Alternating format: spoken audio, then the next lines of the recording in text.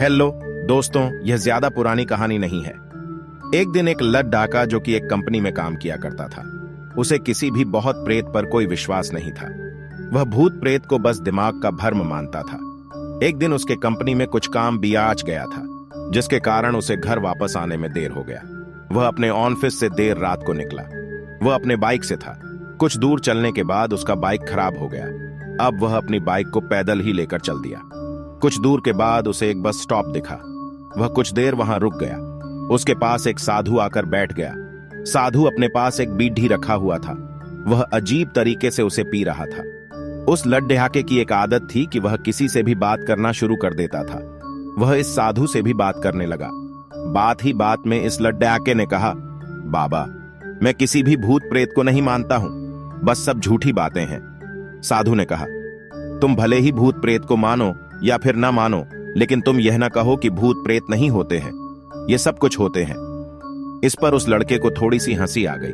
उसने कहा, भूत होते हैं तो क्यों हमें नहीं दिखते हैं? क्या आप मुझे अभी कोई भूत दिखा सकते हैं? साधु को लग गया कि अब इसे जरूर ही भूत दिखाना होगा। साधु ने लड्डे ढाके को श्मशान घाट की ओर चलने को कहा। फिर क्या था, वह दोनों चल दिए। रास्ते में उस लड्डे ढाके को थोड़ा डर लगने लगा। फिर भी वह अपने डर को कम करके आगे बढ़ते जा रहा था। कुछ देर के बाद वह श्मशान घाट पहुंच गए। श्मशान घाट में अभी कुछ लाशें जल रही थी।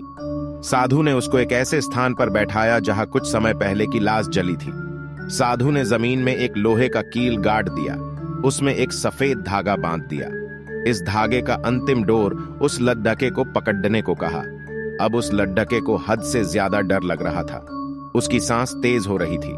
इसके साथ ही उसके हाथ पैर भी कांप रहे थे। फिर भी उसने धागे को पकड़ लिया। साधु ने कुछ बतासा को 4 जगह पर रख दिया। सारे बतासे उस धागे के पास ही एक लाइन में रखे हुए थे। उसके बाद साधु ने लड्ढे को सावधान किया, अभी कुछ आत्मा इसको खाने को आएगी। जब तक वह इसको खाकर चले न जाए तब तक तुम अपने हाथ के धागे को मत छोड़ना। यदि तुम ऐसा करते हो तो तुम्हें नुकसान हो सकता है। फिर साधु से मंत्र पढ़ना शुरू कर दिया। कुछ मंत्र पढ़ने के बाद साधु ने उस लड़के को आंख बंद करने को कहा। फिर कुछ देर के बाद ही आंख खोलने को कहा।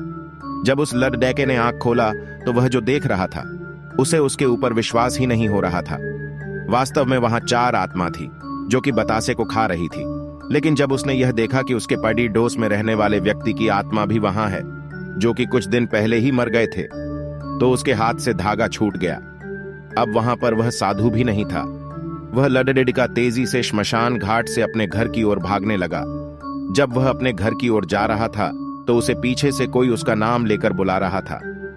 उसको पीछे से कई तरह की आवाज आ रही थी। उस लड्ढे ने पीछे मुड़ कर नहीं देखा। अपने घर जाने के बाद उसने यह सब कुछ अपने माता पिता से बताया। फिर वह अपने कमरे में सो गया। अगले दिन उसकी आंख उसी श्मशान घाट में खुली और उसी स्थान पर जहां पर उसने आत्मा को देखा हुआ था। इसके बाद वह दिमागी तौर पर बीमार रहने लगा।